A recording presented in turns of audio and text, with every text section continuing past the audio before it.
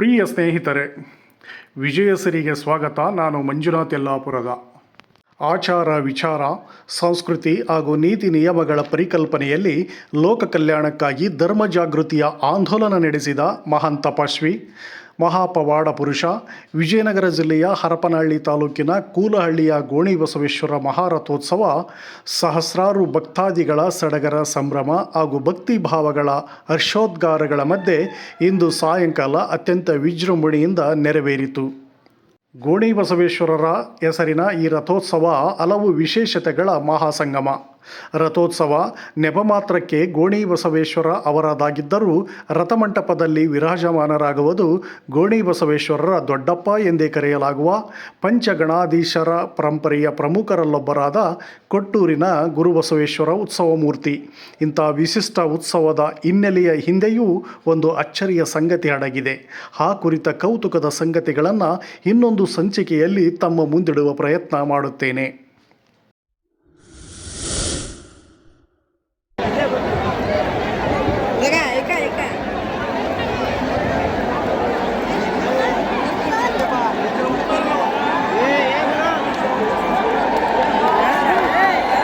ಗೆಳೆಯರ, 12ನೇ ಶತಮಾನದಲ್ಲಿ ಆರಂಭವಾದ ಶರಣ ಚಳವಳಿ ಕರ್ನಾಟಕದಲ್ಲಿ ಹೊಸ ಪರಂಪರೆಯ ಸಂಚಲನಕ್ಕೆ ನಾಂದಿ ಹಾಡಿತು. ಸಮಾಜದಲ್ಲಿ ತಾಂಡವಾಡುತ್ತಿದ್ದ ಮೂಢನಂಬಿಕೆ, ಕಂದಾಚಾರ, ಅನಿಷ್ಟ ಜಾತಿ ಪದ್ಧತಿ, ವರ್ಗ ವರ್ಣ ಶ್ರೇಣೀಕೃತ ವ್ಯವಸ್ಥೆಯ ವಿರುದ್ಧ, ಅಲಕ್ಷಿತ ಸಮುದಾಯಗಳ ಶ್ರೇಯೋಭಿವೃದ್ಧಿಯ ಜೊತೆಗೆ ಕಾಯಕ ಸಂಸ್ಕೃತಿಯ ದ್ಯೋತಕವಾಗಿದ್ದ ಈ ಶರಣ ಚಳವಳಿಯ ತರುವಾಯ ಪಂಚಗಣಾಧೀಶ ಪರಂಪರೆ ಶರಣೋತ್ತರ ಚಳವಳಿಯ ಆಶಯಗಳನ್ನು, ತತ್ವಾದರ್ಶಗಳನ್ನು ಪುನರ್ಸ್ಥಾಪಿಸಲು ಈ ನೆಲದಲ್ಲಿ ಉದಯಿಸಿ ಅನೇಕ ಪವಾಡಗಳ ಮಹಾತಪಸ್ಸುಗಳ ಮೂಲಕ ಶರಣರ ಆಶಯಗಳನ್ನು ಜನಸಾಮಾನ್ಯನ ಬಳಿ ಕೊಂಡೊಯ್ದರು ಎಂಬುದು ಐತಿಹ್ಯ. ಪರಶಿವನ ಆಜ್ಞೆಯಂತೆ ವಿಜಯನಗರ ಜಿಲ್ಲೆಯ ಕೊಟ್ಟೂರು ಪಟ್ಟಣದಲ್ಲಿ ಗುರು ಕೊಟ್ಟೂರೇಶ್ವರ, ಹರಪನಹಳ್ಳಿ ನಗರದಲ್ಲಿ ಗುರು ಕೆಂಪೇಶ್ವರ, ಅರಸೀಕೆರೆ ಗ್ರಾಮದಲ್ಲಿ ಗುರು ಕೋಲಶಾಂತೇಶ್ವರ ಹಾಗೂ ಚಿತ್ರದುರ್ಗ ಜಿಲ್ಲೆಯ ಚಳ್ಳಕೆರೆ ತಾಲೂಕಿನ ನಾಯಕನಹಟ್ಟಿಯಲ್ಲಿ ಗುರು ತಿಪ್ಪೇರುದ್ರೇಶ್ವರ ಹಾಗೂ ಕೂಲಹಳ್ಳಿಯಲ್ಲಿ ಗುರು ಮದ್ದಾನೇಶ್ವರರು ನೆಲೆಸಿದರು ಎಂಬ ಐತಿಹ್ಯವಿದೆ. ಪಂಚಗಣಾಧೀಶ್ವರರಲ್ಲಿ ಕೋಲಶಾಂತೇಶ್ವರ, ಕೆಂಪೇಶ್ವರ ಹಾಗೂ ಮದ್ದಾನೇಶ್ವರ ಎಂಬ ಪಂಚಗಣಾಧೀಶ್ವರರು ವಿಜಯನಗರ ಜಿಲ್ಲೆಯಲ್ಲೇ ನೆಲೆಯೂರಿರುವುದು ವಿಜಯನಗರ ಜಿಲ್ಲೆಯ ಹೆಗ್ಗಳಿಕೆ. ಈ ಪಂಚಗಣಾಧೀಶ್ವರರ ಪೈಕಿ ಮದ್ದಾನೇಶ್ವರರು ಮಾತ್ರ ಶರಣೆ ಕನಕಾಂಬೆಯನ್ನು ವರಿಸುವ ಮೂಲಕ ಲೌಕಿಕ ಬದುಕಿನತ್ತ ಆಕರ್ಷಿಸುತ್ತಾರೆ. ಮದ್ದಾನೇಶ್ವರ ಹಾಗೂ ಕನಕಾಂಬಿಕೆಯ ಉದರದಲ್ಲಿ ಜನಿಸಿದ ಗೋಣಿ ಬಸವೇಶ್ವರ ಲೋಕ ಕಲ್ಯಾಣಕ್ಕಾಗಿ 14 ಹಾಗೂ 15ನೇ ಶತಮಾನದ ಮಧ್ಯಭಾಗದಲ್ಲಿ ಧರ್ಮದ ಬೀಜವನ್ನು ಬಿತ್ತಿ ಬೆಳೆದವರಾಗಿದ್ದು ಕೂಲಹಳ್ಳಿಯಲ್ಲಿಯೇ ಐಕ್ಯರಾಗಿದ್ದಾರೆ. ಬಾಲ್ಯದಿಂದಲೂ ಹಲವು ಕಠಿಣ ಸವಾಲುಗಳ ಸಂಕಷ್ಟದ ಸರಮಾಲೆಯನ್ನೇ ಎದುರಿಸುತ್ತಲೇ ಬೆಳೆದ ಗೋಣಿ ಬಸವೇಶ್ವರರು ಮಹಾತಪಸ್ಸುಗಳ ಹಾಗೂ ಹಲವು ಪವಾಡಗಳ ಮೂಲಕ ಲೋಕ ಪ್ರಖ್ಯಾತಿಯನ್ನು ಪಡೆದುಕೊಂಡಿದ್ದಾರೆ. ಗೋಣಿ ಬಸವೇಶ್ವರರು ನಡೆಸಿದರು ಎನ್ನಲಾದ ಪವಾಡಗಳು 10 ಹಲವು. ತನ್ನ ನೆಲೆಬೀಡಿನ ಪಕ್ಕದಲ್ಲಿರುವ ಚಿಕ್ಕಹಳ್ಳಿಯಲ್ಲಿ ವ್ಯವಸಾಯ ನಿರತರಾಗಿದ್ದ ಸಂದರ್ಭದಲ್ಲಿ ಆಕಸ್ಮಿಕವಾಗಿ ಬಂದ ಜೋಡಿ ಹುಲಿಗಳನ್ನೇ ನೊಗಕ್ಕೆ ಹೂಡಿಕೊಂಡು ಅರಿಯುತ್ತಿದ್ದ ಸರ್ಪವನ್ನೇ ಬಾರಿಕೋಲು ಮಾಡಿಕೊಂಡು ಭೂಮಿಯನ್ನು ಉಳುಮೆ ಮಾಡಿದ ಎನ್ನುವುದು, ಮೈಮೇಲಿನ ವಸ್ತ್ರವನ್ನೇ ತೆಪ್ಪ ಮಾಡಿಕೊಂಡು ಕೈಯಲ್ಲಿನ ಬೆತ್ತವನ್ನೇ ಹರಿಗೋಲು ಮಾಡಿಕೊಂಡು ರಭಸವಾಗಿ ಬೋರ್ಗರಿದು ಹರಿಯುತ್ತಿದ್ದ ತುಂಗಭದ್ರಾ ನದಿಯನ್ನು ದಾಟಿ ಗದಗ ಜಿಲ್ಲೆಯ ಮುಂಡರಗಿ ತಾಲೂಕಿನ ಗುಮ್ಮಗೋಳ ತಲುಪಿದ ಎಂಬುದು, ಸುದೀರ್ಘ ಕಾಲದಿಂದಲೂ ಹೆಗಲು ಹುಣ್ಣು ನೋವಿನಿಂದ ನರಳುತ್ತಿದ್ದ ಅಲ್ಲಿನ ಸಾಮಂತ ಅರಸ ಬಿಷ್ಟಪ್ಪಯ್ಯ ಒಡೆಯರ್ ಎಂಬುವರ ಹುಣ್ಣು ನೋವನ್ನು ನಿವಾರಣೆ ಮಾಡಿದ ಗೋಣಿ ಬಸವೇಶ್ವರರ ಪವಾಡಕ್ಕೆ ಮಾರು ಹೋದ ದೊರೆ ಬಿಷ್ಟಪ್ಪಯ್ಯ ಒಡೆಯರ್ ಗುಮ್ಮಗೋಳ ಗ್ರಾಮದ ತುಂಗಭದ್ರಾ ನದಿ ತಟದಲ್ಲಿ ಸುಂದರವಾದ ದೇಗುಲ ನಿರ್ಮಿಸುವ ಮೂಲಕ ಗೋಣಿ ಬಸವೇಶ್ವರರಿಗೆ ಸಮರ್ಪಿಸಿದ್ದಾರೆ ಎಂಬ ಪೌರಾಣಿಕ ಕುರುಹುಗಳು ಗೋಣಿ ಬಸವೇಶ್ವರ ಸ್ವಾಮಿಯ ಭಕ್ತರ ಭಾವನೆಗಳಲ್ಲಿ ಹಾಸುಹೊಕ್ಕಿವೆ. ಗೋಣಿ ಬಸವೇಶ್ವರರ ಜನಪ್ರಿಯತೆಯನ್ನು ಸಹಿಸದ ಚಿಗಟೇರಿಯ ಶಿವನಯ್ಯ ಎಂಬ ಸಾಮಂತ ದೊರೆ ಗೋಣಿ ಬಸವೇಶ್ವರರನ್ನು ಸುಣ್ಣ ತುಂಬಿದ ಗೋಣಿ ಚೀಲದಲ್ಲಿ ಸುತ್ತಿ ಹರಪನಹಳ್ಳಿಯ ಪಕ್ಕದಲ್ಲಿರುವ ಕೆರೆಗೆ ಎಸೆಯುವಂತೆ ಸೂಚಿಸುತ್ತಾನೆ. ಹೀಗೆ ಕೆರೆಯ ನೀರಿನಲ್ಲಿ ಎಸೆಯಲಾಗಿದ್ದ ಕುದಿಯುತ್ತಿದ್ದ ಸುಣ್ಣದ ಚೀಲವನ್ನು ಬಗೆದು ಅವತಾರ ಪುರುಷನಾಗಿ ಮತ್ತೆ ಎದ್ದು ಬಂದಿರುವ ಹಿನ್ನೆಲೆಯಲ್ಲಿ ಗೋಣಿ ಬಸವೇಶ್ವರ ಎಂದು ಜನಮನದಾಳದಲ್ಲಿ ನೆಲೆಸಿದರು ಎಂಬ ನಂಬಿಕೆ ಇಲ್ಲಿನ ಜನರ ಭಕ್ತಿಯ ಭಾವನೆಗಳಲ್ಲಿ ಮನೆ ಮಾಡಿದೆ.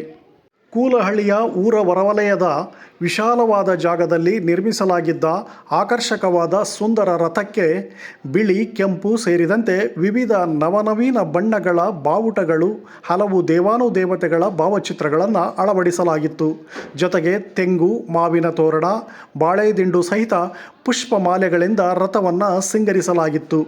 ಗೋಣಿಬಸವೇಶ್ವರ ಸಂಸ್ಥಾನ ಮಠದ ಪೀಠಾಧಿಪತಿ ಪಟ್ಟದ ಚಿನ್ಮಯ ಸ್ವಾಮೀಜಿ ಅವರ ನೇತೃತ್ವದಲ್ಲಿ ಬಿರುದಾವಳಿ ಮೂಲಕ ಸಕಲ ವಾದ್ಯ ತಂಡಗಳ ಬಾಜಾ ಭಜಂತ್ರಿಯೊಂದಿಗೆ ಗ್ರಾಮದಲ್ಲಿನ ಪಂಚಗಣಾಧೀಶ್ವರರ ಪ್ರಮುಖರಾದ ಕೊಟ್ಟೂರೇಶ್ವರರ ದೇಗುಲಕ್ಕೆ ತೆರಳಿ ವಿಶೇಷ ಪೂಜೆ ಪುನಸ್ಕಾರಗಳನ್ನು ಸಲ್ಲಿಸಲಾಯಿತು.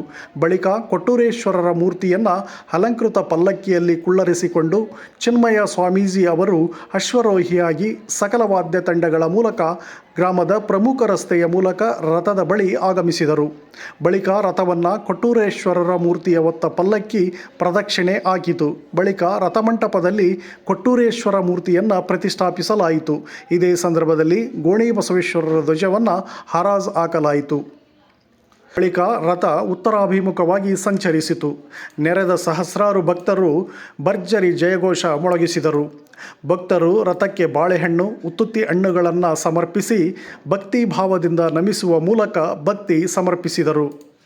ವಿಜಯನಗರ ಜಿಲ್ಲೆಯ ಹರಪನಹಳ್ಳಿ, ಹೂವಿನಹಡಗಲಿ, ಹಗರಿಬೊಮ್ಮನಹಳ್ಳಿ, ಕೊಟ್ಟೂರು, ಕೂಡ್ಲಿಗಿ, ಹೊಸಪೇಟೆ ಸೇರಿದಂತೆ ನೆರೆಯ ಬಳ್ಳಾರಿ, ಕೊಪ್ಪಳ, ಹಾವೇರಿ, ಗದಗ, ದಾವಣಗೆರೆ, ಶಿವಮೊಗ್ಗ ಹಾಗೂ ಚಿತ್ರದುರ್ಗ ಸೇರಿದಂತೆ ನಾಡಿನ ವಿವಿಧ ಜಿಲ್ಲೆಗಳಿಂದ ಪ್ರವಾಹೋಪಾದಿಯಲ್ಲಿ ಹರಿದು ಬಂದಿದ್ದ ಭಕ್ತಾದಿಗಳು ರಥೋತ್ಸವದ ಸಂಭ್ರಮಕ್ಕೆ ಸಾಕ್ಷಿಯಾದರು.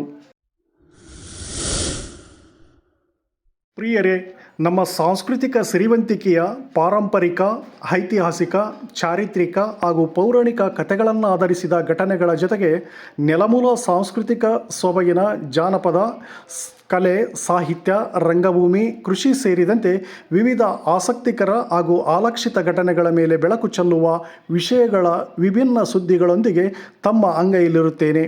ಇಂತಹ ನಮ್ಮ ಪ್ರಯತ್ನಕ್ಕೆ ಈ ವಿಜಯಸಿರಿ ಎಂಬ ಚಾನಲನ್ನು ತಾವು ಸಬ್ಸ್ಕ್ರೈಬರ್ ಮಾಡಿಕೊಳ್ಳುವ ಮೂಲಕ ನಮ್ಮನ್ನು ಬೆಂಬಲಿಸಿ ಎಂದು ಬೊಗಸೆಯೊಡ್ಡಿ ಕೋರುತ್ತೇನೆ. ತಮ್ಮ ಈ ಬೆಂಬಲವೇ ವಿಜಯಸಿರಿ ಎಂಬ ಈ ಡಿಜಿಟಲ್ ಮಾಧ್ಯಮ ಮತ್ತಷ್ಟು ಬೆಳವಣಿಗೆಯಾಗಲು ಸಹಕಾರಿ, ಸ್ಫೂರ್ತಿ ಹಾಗೂ ಆಸರೆಯೂ ಹೌದು ಎಂಬ ಆಶಯಗಳೊಂದಿಗೆ ತಮ್ಮವನೇ ಆದ ಮಂಜುನಾಥ್ ಯಲ್ಲಾಪುರದ.